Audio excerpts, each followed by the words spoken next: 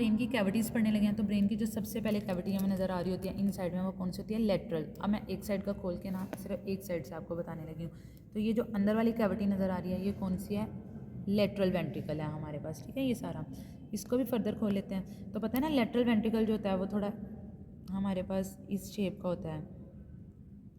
जो इसका ये होता है, इसका सुपीरियर ऑन होता है, ये आगे इसकी बॉडी होती है, फिर पोस्टीरियर ऑन होता है, ये क्या होता है? इसका इन्फीरियर ऑन होता है। तो मैं उसी हवाले से पढ़ाने लगी हूँ। ये इसका सुपीरियर ऑन, आगे सारी इसकी क्या आ जाएगी? बॉडी। तो इसलिए ई पे जब आएगा तो ये इसका सुपीरियर ऑन आ जाएगा, एफ पे आएगा तो बॉडी आ जाएगा, इधर कहीं मार्किंग आ जाती है तो ये इसका पोस्टीरियर ऑन आएगा।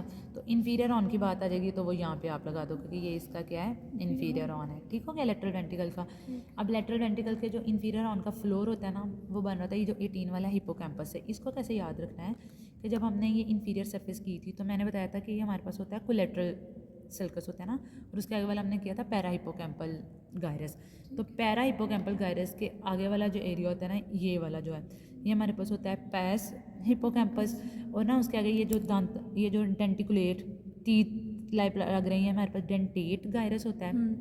और इसके आगे हमारे पास जो होता है ना वो हिपोकैम्पस होता है। तो हिपोकैम्पस, डेंटेट गायरस, पैस हिपोकैम्पस और पैरा हिपोकैम्पस, ये सारे मिलके हमारे पास कर होते हैं हिपोकैम्पल फॉर्मेशन।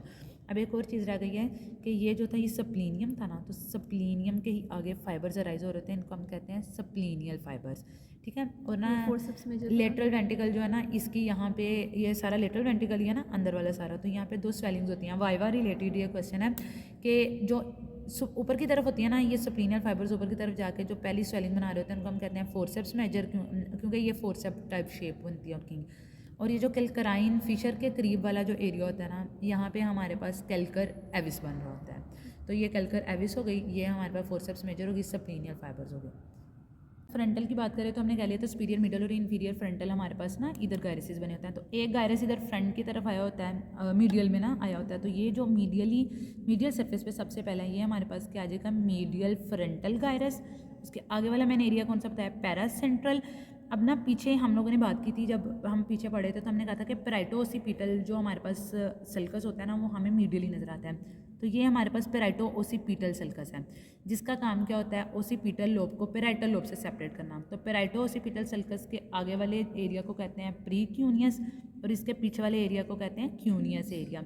उसके बाद एक और यहाँ पे सल्कस एक्सटेंड हुआ होता है और इसको हम कहते हैं कैल्कराइन फिशर या कैल्कराइन सल्कस। इसके पीछे वाला ये जो एरिया ना, इसको कहते हैं लिंगुअल गायरस। तो lingual gyrus, cuneus area, pre cuneus, paracentral और मीडियल फ्रंटल। और ना एक और चीज़ यहाँ पे रह गई है, जब लिंगुला पड़ा है तो ये पीछे की तरफ एक टंग शेप है ना लिंगुअल गायरस, और ये एंटीरियरली थोड़ा सा प्रोजेक्टेड एरिया होता है, और इसको हम क्या कहते हैं? अनकस कह रहे होते हैं। अब मीडियल सरफेस का कार्पस कैलोजम के नीचे वाला जो एरिया होता है इसको हम कहते हैं सेप्टम पेलुसिडम। सेप्टम पेलुसिडम के नीचे होता है फॉर्निक्स। तो सेप्टम पेलुसिडम कनेक्ट कर रहा होता है कार्पस कैलोजम को फॉर्निक्स के साथ। फॉर्निक्स के नीचे हमारे पास होता है कोराइडल प्लेक्सिस।